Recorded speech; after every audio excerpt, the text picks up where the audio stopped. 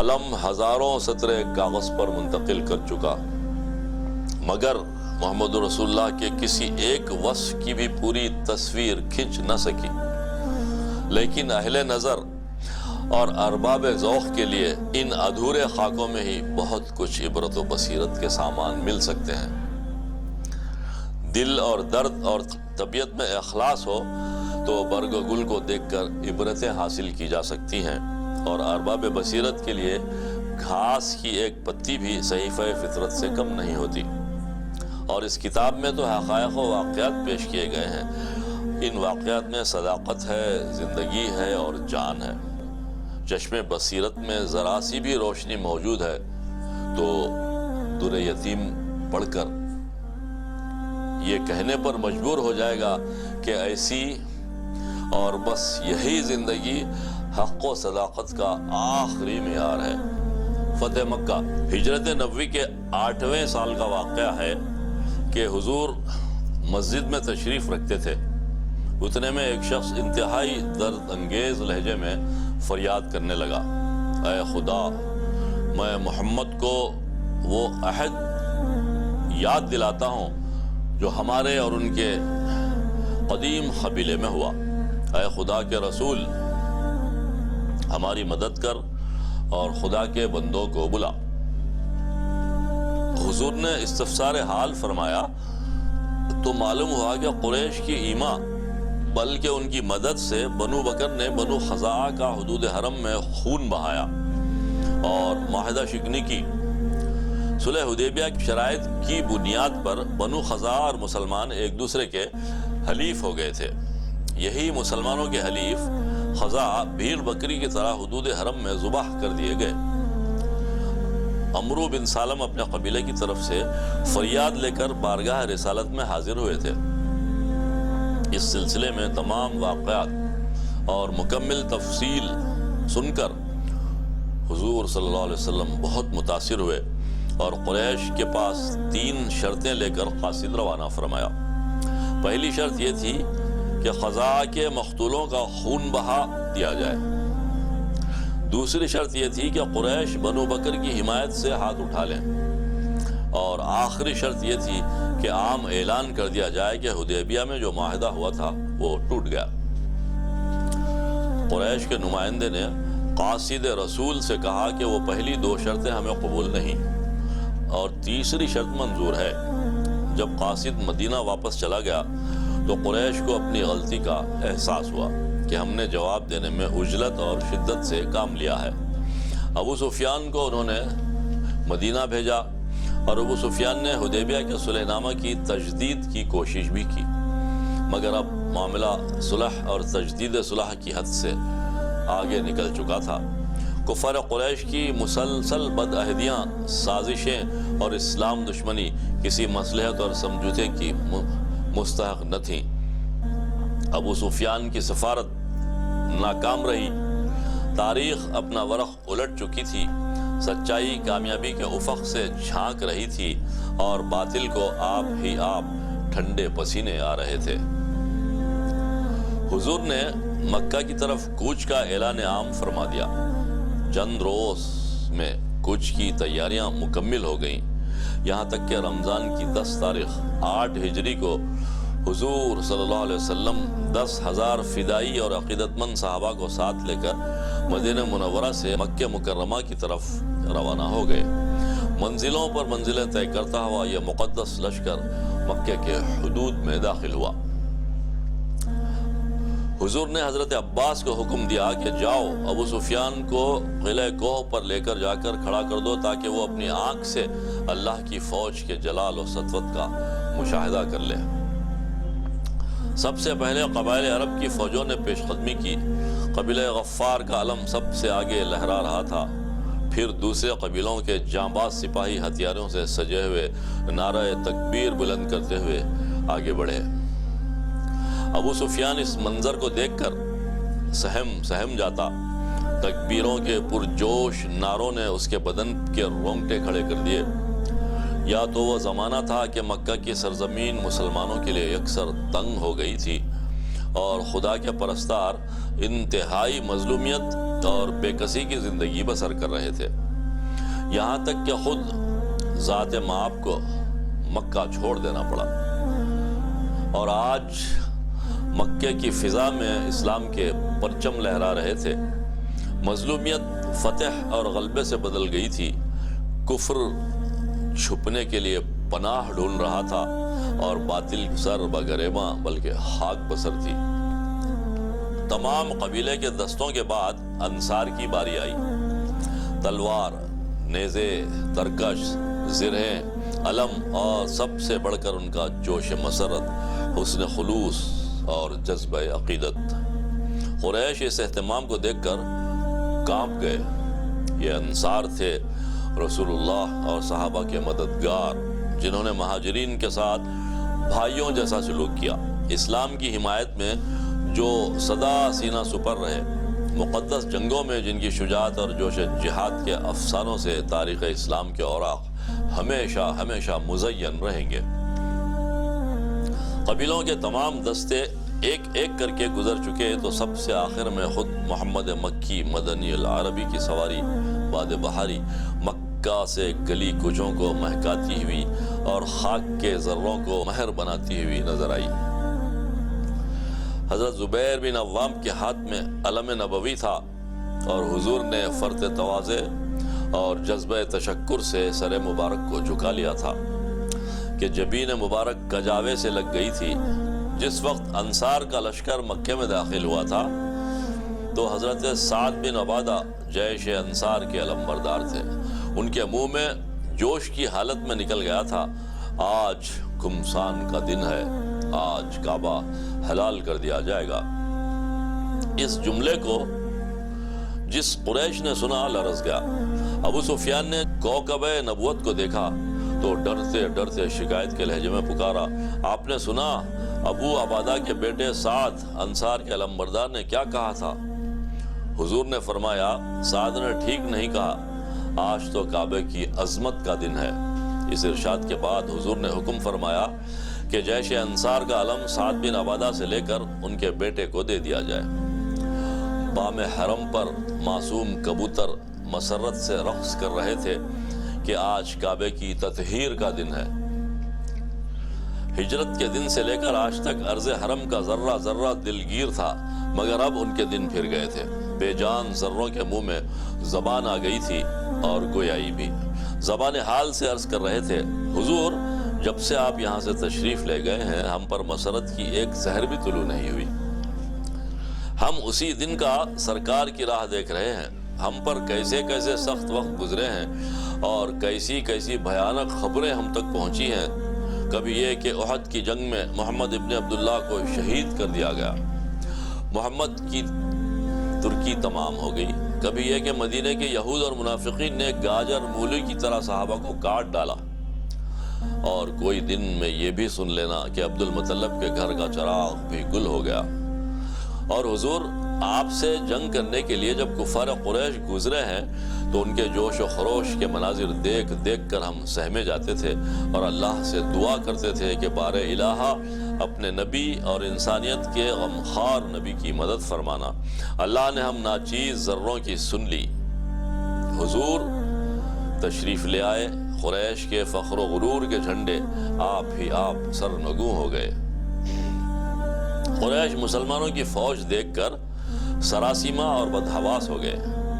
مقابلے کی کسی میں ہمت نہ تھی۔ ان کے بازو شجاعت آج شل ہو گئے۔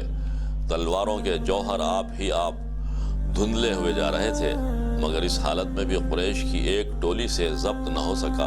اس نے ہمت کر کے حملہ کیا اور کرز بن جابر فہری اور حبش بن عشر 2 صحابیوں کو شہید کر دیا۔ حضرت خالد تلوار چلانا نہیں چاہتے تھے، وہ دیکھ چکے تھے کہ سعد بن عبادہ کے الفاظ کہ آج گھمسان کا دن ہے، کعبہ آج حلال کر دیا جائے گا، رسول اللہ کو پسند نہیں آئے۔ مگر جبکہ دوسری طرف تلواریں اپنا کام کر رہی تھیں، طرح دے کر خاموش بیٹھے رہنا اور معرکہ جدال و قتال سے صرف نظر کرنا بھی کسی طرح مناسب نہ تھا۔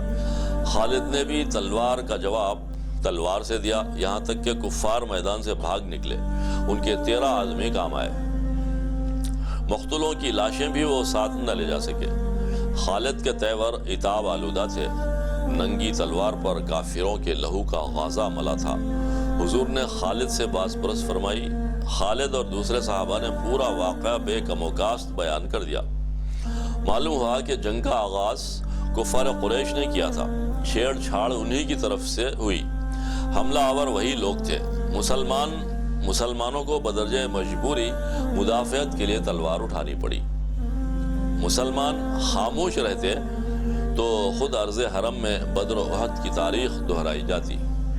اس اطلاع کے بعد زبان نبوت سے ارشاد ہوا، حکم الہی یہی تھا۔ مکے میں مقام خیف کو حضور کے قیامگاہ کا شرف حاصل ہوا۔ خیف بنو ہاشم کی مظلومیت اور بے کسی کی تاریخ اپنے سینے میں چھپائے ہوئے تھا۔ اب سے چند سال پہلے جب کفار قریش نے بنو ہاشم کا مکمل بائیکاٹ کر دیا تھا اور یہ خاندان خود رسول اللہ کے ذات گرامی سمیت جہاں محصور تھا، یہی وہ مقام تھا۔ کل کا محصور اور قیدی آج کا فاتح تھا۔ جنہوں نے اسے محصور کیا تھا اور قید رکھا تھا، آج وہ اس کی چشم کرم کے محتاج تھے۔ زمانہ کروٹ بدل چکا تھا۔ عرب کی تاریخ دوسرے انداز پر لکھی جا رہی تھی اور کفار قریش کی عظمت کے ستارے اب جھلملا رہے تھے، بلکہ ڈوب رہے تھے۔ حق بہت دن تک مظلوم نہیں رہ سکتا۔ ظلم کی ناؤ سدا ایک ہی رخ پر نہیں بہہ سکتی۔ باطل پرستوں کو ایک مقررہ زمانے تک ڈھیل دی جاتی ہے۔ جب پاپ کا گھڑا بھر چکتا ہے تو ایک ہلکی سی موج اسے ڈبونے کے لیے بہت کافی ہوتی ہے۔ صدا سے یہی ہوتا چلا آیا ہے۔ یہ اللہ کے قانون کی سنت ہے جس میں کبھی تبدیلی نہیں آئی۔ رسول اللہ خانہ کعبہ میں تشریف لائے۔ حرم کے در و دیوار نے خوش آمدید کہا۔ سلام اے طائف مکہ کے مظلوم نبی، سلام۔ درود اے احد کے زخمی، درود۔ بھوکا رہ کر اوروں کو کھلانے والے سخی، اہلاً و سہلاً۔ خندق کے مقدس مزدور، خوش آمدید۔ انسانیت کے سب سے بڑے غمخوار، صلاۃ و سلام۔ بے کسی کی حالت میں مکہ سے ہجرت کرنے والے مسافر، آداب۔ وہ کعبہ جس کی بنیادیں سیدنا ابراہیم علیہ السلام اور حضرت اسماعیل کے مقدس ہاتھوں نے اٹھائی تھی، اور جو صرف خدائے واحد و یکتا کی پرستش اور عبادت کے لیے مخصوص تھا، نادان اور جاہل قریش نے اسے بت خانہ بنا رکھا تھا۔ جگہ جگہ پتھر اور لکڑی کے بت نصب تھے اور دیواروں پر تصویریں بنی تھیں۔ حضور نے کعبے میں داخل ہو کر چھڑی سے ایک ایک بت پر ضرب لگائی اور یہ آیت پڑھتے، جاء الحق وزهق الباطل، حق آ گیا اور باطل مٹ گیا۔ ان الباطل کان زہوقا، اور باطل مٹنے ہی کے لیے تھا۔ بت ٹوٹ کر زمین پر گرنے لگے، جن کے روبرو صدیوں قریش کی پیشانیاں خم ہوئیں۔ آج وہ خود زمین بوس بلکہ پامال ہو رہے تھے۔ اس منظر کو دیکھ کر حجر اسود مسکرا دیا۔ مزاب رحمت کی خوشی کے مارے باچھیں کھل گئیں اور حتیم مسرت کے اثر سے جھومنے لگا۔ کفار مکہ نے کعبے کی دیواروں پر پیغمبروں اور فرشتوں کی تصویریں بھی اپنے وہم و خیال کے زور سے بنا دی تھیں۔ ان میں حضرت ابراہیم اور حضرت اسماعیل کی تصویریں بھی تھیں۔ دکھایا یہ گیا تھا کہ دونوں مقدس پیغمبروں کے ہاتھوں میں قمار بازی کے تیر ہیں۔ حضور نے ان تصویروں کو مٹاتے ہوئے ارشاد فرمایا، یہ قوم نہیں جانتی کہ انبیاء ہرگز جوا نہیں کھیلتے۔ مکے میں داخل ہوتے ہی اعلان فرمایا گیا کہ جو شخص ہتھیار ڈال دے گا اس کے لیے امان ہے، جو شخص دروازہ بند کر لے گا اس کے لیے امان ہے، جو شخص ابو سفیان کے یہاں پناہ لے گا وہ اپنے آپ کو مامون سمجھے۔ کفار قریش رسول اللہ کے سامنے آئے، شرماتے ہوئے، سہمے ہوئے، ڈرے ہوئے، دل اندر سے کہہ رہے تھے کہ آج جان کی خیر نہیں، ہمارے ایک ایک ظلم کا بدلہ لیا جائے گا، ایک ایک شہید مسلمان کے خون کے قصاص کا آج دن ہے، ہمیں اپنے کرتوتوں کی سزا بھگتنی ہی پڑے گی۔ ابو جندل کی پیٹھ سے لے کر بلال حبشی کے سینے تک کتنے جسم ہیں جن کو ہم نے نہیں چھیدا، نہیں تپایا اور نہیں داغا۔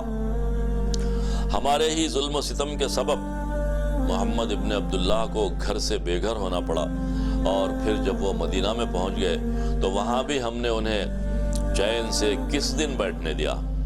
ہمارے ہی سردار ابو سفیان کی بیوی نے محمد کے پیارے چچا ابو حمزہ کا، اور ابن قمیہ ہمی میں سے تو تھا جس کی تلوار نے ابن عبداللہ اور در یتیم آمنہ کے چہرے کو لہو لہان کر دیا تھا، مگر رحمت عالم نے فرمایا لا تثریب علیکم اليوم اذهبوا فانتم الطلقاء، تم سے کوئی پوچھ گچھ نہیں، جاؤ تم سب آزاد ہو۔ بس یوں سمجھو کہ قاتلوں کو پھانسی کے تختے پر چڑھا کر اتار دیا گیا تھا، تلواریں گردن کے قریب لا کر روک دی گئی تھی، موت کا فرشتہ حلقوموں کی طرف اپنا ہاتھ بڑھا چکا تھا کہ اسے تھما دیا گیا۔ انسانیت کی پوری تاریخ عفو و درگزر کی اس مثال سے خالی ہے۔ یہ ہر کسی کی نہیں، صرف اور صرف رحمت للعالمین ہی کی شان تھی، اور یہ وصف آپ ہی کے لیے مخصوص تھا۔ سلام اس پر کہ جس نے خون کے پیاسوں کو قبائیں دیں، سلام اس پر کہ جس نے گالیاں کھا کر دعائیں دیں، سلام اس پر کہ دشمن کو حیات جاویداں دے دی، سلام اس پر ابو سفیان کو جس نے اما دے دی، سلام اس پر کہ اسرار محبت جس نے سمجھائے، سلام اس پر کہ جس نے زخم کھا کر پھول برسائے، سلام اس پر کہ جس کے گھر میں چاندی تھی نہ سونا تھا، سلام اس پر کہ ٹوٹا بوریا جس کا بچھونا تھا، درود اس پر کہ جس کا نام تسکین دل و جاں ہے، درود اس پر کہ جس کے خلق کی تفسیر قرآن ہے۔ ایک مدت کے بعد صفا کی قسمت جاگی تھی کہ سرور کائنات وہاں تشریف لائے تھے۔ صفا میں ایک اونچی جگہ پر حضور تشریف فرما ہوئے اور کافروں سے اسلام کے لیے بیعت لینی شروع کی۔ قبول اسلام اور شرف بیعت کا یہ سلسلہ بہت دیر تک جاری رہا۔ ناپاک آج پاک کیے جا رہے تھے، دلوں کی سیاہی ایمان کے آب حیات سے دھل رہی تھی، کردار اور سیرتیں بدل رہی تھیں، جاہلیت کا غرور اور حسب کا افتخار آج مٹ رہا تھا۔ بیعت کے شرف اور قبول حق کی اس سعادت میں عورتیں بھی برابر کی شریک تھیں۔ آج ان کی غلامی کی زنجیریں بھی کٹ رہی تھیں، اور ان کی قسمت کا ستارہ بھی شرف و عزت اور احترام و محبت کے افق سے چمک رہا تھا۔ یہ محمد رسول اللہ تھے، نیکوں میں سب سے بڑے، پاک بازوں میں سب سے زیادہ پاک باز۔ حضور کی سیرت مقدسہ اور سوانح حیات میں یہ چیز کہیں نہیں ملتی کہ آپ نے کسی نامحرم عورت کا ہاتھ کبھی چھوا ہو۔ اس لیے فتح مکہ کے دن جب عورتیں قبول اسلام کے لیے حاضر ہوئیں تو حضور ایک پیالے میں دست مبارک ڈال کر نکال لیتے، اور پھر عورتیں اس پیالے کے پانی سے اپنی انگلیاں بھگو لیتی۔ یہ عورتوں سے بیعت کا طریقہ تھا۔ مکہ میں تمام کفار کے دل ابھی صاف نہیں ہوئے تھے، کسی کے دل میں ابھی کھوٹ باقی تھی۔ فتح مکہ کے دوسرے دن کا واقعہ ہے کہ حضور کعبۃ اللہ کا طواف فرما رہے تھے۔ عمیر کا جوشیلا بیٹا فضالہ گھات میں تھا۔ اس نے دیکھا کہ حرم میں لوگوں کی اس وقت بھیڑ نہیں ہے، اکا دکا آدمی آ جا رہے ہیں، رسول اللہ کے جسم پر کوئی ہتھیار بھی نہیں ہے، بالکل نہتے ہیں، ایسا موقع پھر ہاتھ نہیں آئے گا، لاؤ قاتلانہ حملہ کر کے ان کا کام تمام کر دوں۔ محمد قتل ہو گئے تو مکے کی تاریخ کا رخ اسی آن بدل جائے گا۔ یہ اسلام اور اہل اسلام کی ساری گرمجوشی انہی کے قدم دم قدم سے ہے۔ دولہا نہ رہا تو باراتی بھی تتر بتر ہو جائیں گے۔ اس شخص نے ہماری آبائی عظمت کے صحیفوں کو پارا پارا کر دیا۔ قصی اور عدنان کی روحیں تڑپ رہی ہوں گی کہ قریش کا وقار خاک میں مل گیا۔ فضالہ تلوار عبا میں چھپائے ہوئے رسول اللہ کے نزدیک آیا۔ کیا فضالہ آ رہا ہے؟ رسول اللہ نے دریافت فرمایا، جی ہاں میں فضالہ ہی ہوں۔ فضالہ نے جواب دیا، تم بھی اپنے دل میں کیا سوچ رہے تھے؟ رسول اللہ نے کہا جی کچھ نہیں خوف زدہ، تو میں دل ہی دل میں اللہ کو یاد کر رہا تھا۔ فضالہ کے اس جواب پر حضور کو ہنسی آ گئی اور ارشاد فرمایا تم اپنے خدا سے معافی چاہو۔ یہ کہہ کر حضور نے فضالہ کے سینے پر اپنا ہاتھ رکھ دیا۔ فضالہ کہتے ہیں کہ اس سے پہلے میرے دل میں رسول اللہ کی ذات سے بیزاری تھی، مجھے جھنجھلاہٹ آتی تھی کہ ان کی بدولت ہم قریش کی خاندانی عظمت پامال ہو گئی، مگر حضور کے دست مبارک کے مس ہوتے ہی میرا سینہ سکون و اطمینان کا گنجینہ بن گیا اور آپ کی محبت اور عقیدت کا دریا جوش مارنے لگا۔ فضالہ مکے کے نوجوان تھے جن کی راتیں جام و مینا اور پریوشوں کے جھرمٹ میں بسر ہوتی تھی۔ شراب پی، نشہ ہوا اور بہت سی ہوسناک آغوشوں کو پذیرائی کے لیے تیار پایا۔ پاک بازی کے تصور سے اہل مکہ کی دنیا کوسوں دور تھی۔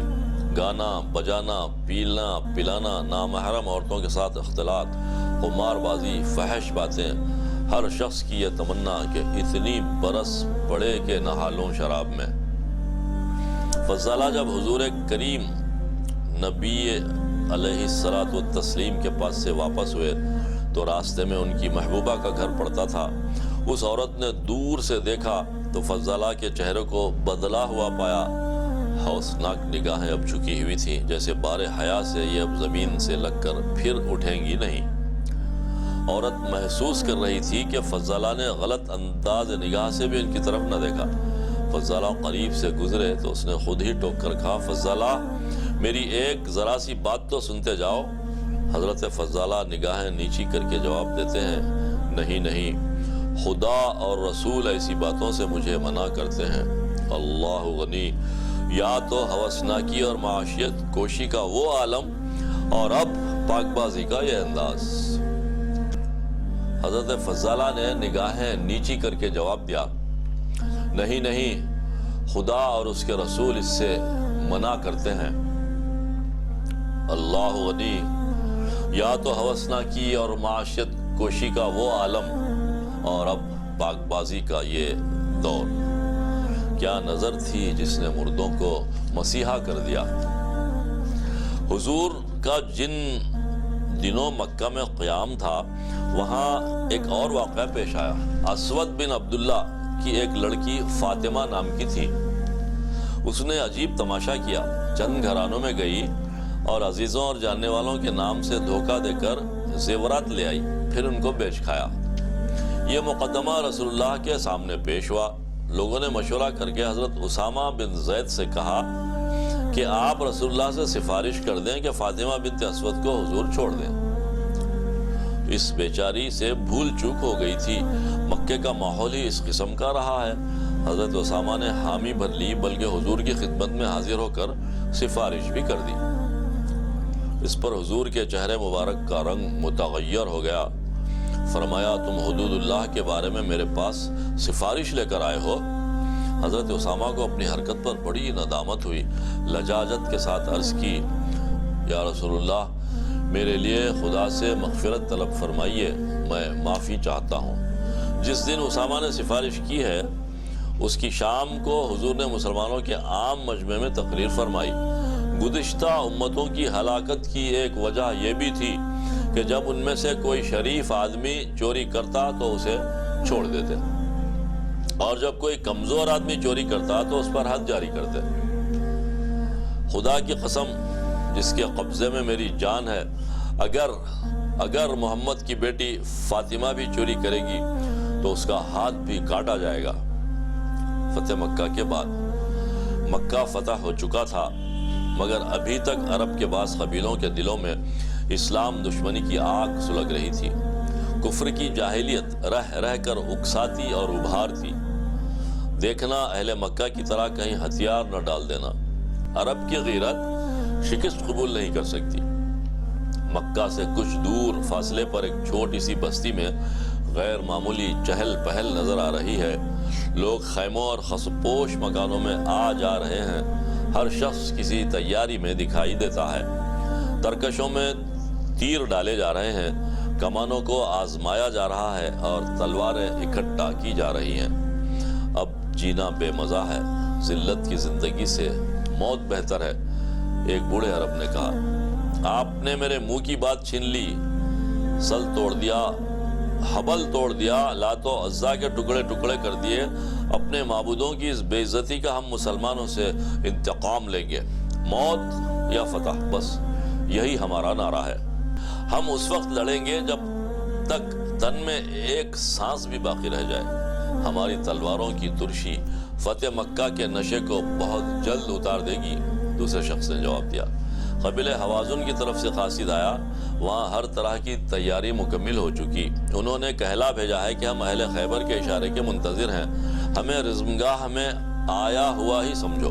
طائف اور مکہ کے نخلستان اور باغ دونوں قبیلوں میں آدھے آدھے تقسیم ہوں گے۔ مسلمانوں کا پلہ نیچے دیکھیں گے تو اہل مکہ بھی ہمارے ساتھ ہو جائیں گے۔ ان کے دلوں کے زخم ابھی ہرے ہیں، موقع کی نزاکت سے ہمیں فائدہ اٹھانا چاہیے۔ ایک بدوی سردار نے تلوار زمین پر ٹیک کر کہا۔ قبائل کو پھر ایک بار مسلمانوں کے خلاف ابھار دیا گیا۔ شعلہ بیان خطیبوں نے بستیوں میں جا جا کر تقریریں کی کہ ہم اپنے معبودوں کی بے عزتی کا بدلہ لیے بغیر نہیں رہیں گے۔ مسلمان مکہ میں ہمارے خداؤں کو ذلیل کر کے عزت کے ساتھ مدینہ واپس نہیں ہو سکتے۔ ہماری تلواریں آخر کس دن کام آئیں گی؟ بنی مضر اور بنی حلال کے قبیلوں نے بھی حوازن کے اعلان جنگ پر لبیک کہا۔ اس جنگ میں عورتوں اور بچوں کے ساتھ مال و دولت، یہاں تک کہ اونٹوں اور بکریوں کو بھی ساتھ لے لیا، تاکہ لڑنے والے اپنے اہل خاندان اور مال و دولت کے بچاؤ کے لیے آبادیوں کا رخ کرنے نہ پائیں۔ حضور کو جب قبیلوں کی اس جنگجویانہ تیاری کا علم ہوا تو آپ جانثار صحابہ کو لے کر مکہ سے آگے بڑھے۔ حرم کے متصل حضور جنگ کرنا نہیں چاہتے تھے۔ مسلمانوں کی فوج میں اضافہ ہوتا جاتا تھا۔ خود مکہ کے 2000 اشخاص اسلامی فوج میں شریک ہو گئے۔ ان میں وہ افراد بھی تھے جو حال ہی میں ایمان لائے تھے۔ 9 مسلموں کے علاوہ جن بت پرستوں سے معاہدہ ہوا تھا، ان کے لوگ بھی لشکر اسلام میں بھرتی ہو گئے، اور یہ تعداد بڑھتے بڑھتے 12,000 تک پہنچ گئی۔ فوج کی کثرت دیکھ کر دلوں میں کچھ غرور سا پیدا ہو گیا۔ کافروں کی فوج سے جیش اسلام کا مقابلہ ہوا۔ قبائل نے پہلے ہی سے اپنی فوج کو ایک ایسے مقام پر سفارہ کر رکھا تھا جہاں سے مسلمانوں پر بڑی آسانی کے ساتھ تیر برسائے جا سکتے تھے۔ کافروں نے پوزیشن لے کر مسلمانوں کی فوج پر تیروں کا مہ برسا دیا۔ آگے کے دستے پر تیروں کی بھرپور زد آ کر پڑی۔ زخمی فرش خاک پر گرنے لگے۔ تیروں کا اولوں کی طرح تانتا بندھا تھا۔ مسلمان فوجیوں کو سر اٹھانے، سوچنے اور اس نازک صورتحال کے لیے کوئی تدبیر کرنے کی مہلت ہی نہ ملی۔ چاروں طرف موت ہی موت دکھائی دے رہی تھی۔ لوگ بدحواس ہو کر بھاگ نکلے۔ بڑے بڑے بہادروں کے پاؤں اکھڑ گئے، مگر ایسے موقع پر رسول اللہ نہایت اطمینان کے ساتھ سواری سے اترے اور فرمایا، انا النبی لا کذب، انا ابن عبد المطلب۔ اس میں کوئی شک و شبہ نہیں کہ میں نبی ہوں اور عبد المطلب کا بیٹا ہوں۔ حضور کے اس ارشاد گرامی کا مفہوم یہ تھا کہ فوجوں، جماعتوں اور لشکروں کی ہار جیت کا میری نبوت کی سچائی پر کوئی اثر نہیں پڑ سکتا۔ میری خود ذات اپنی جگہ صداقت کا معیار ہے۔